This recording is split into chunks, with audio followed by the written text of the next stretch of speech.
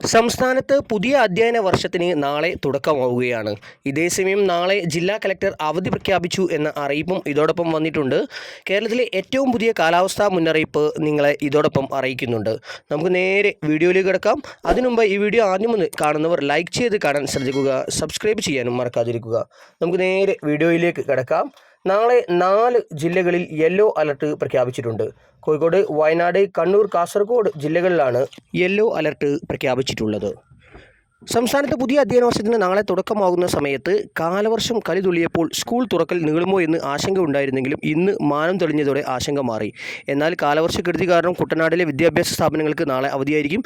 പുതിയ അധ്യയന വർഷത്തിലെ ആദ്യ അവധിയാണ് കുട്ടനാട്ടിൽ പ്രഖ്യാപിച്ചിരിക്കുന്നത്. കുട്ടനാട് താലൂക്കിലെയും പുറക്കാട് പഞ്ചായത്തിലെയും വിദ്യാഭ്യാസ സ്ഥാപനങ്ങൾക്ക് നാളെ അവധിയായിരിക്കുമെന്നാണ് അറിയിപ്പ്. കുട്ടനാട് താലൂക്കിൽ പ്രൊഫഷണൽ കോളേജുകൾ ഉൾപ്പെടെയുള്ള വിദ്യാഭ്യാസ സ്ഥാപനങ്ങൾക്കാണ് ജില്ലാ കലക്ടർ അവധി പ്രഖ്യാപിച്ചത്. ഇത് സംബന്ധിച്ച സർക്കുലർ പുറത്തിറങ്ങിയിട്ടുണ്ട്. മറ്റ് ജില്ലകളിലും പ്രദേശങ്ങളിലും നാളെ പതിവ് പോലെ സ്കൂളുകൾ തുറക്കും.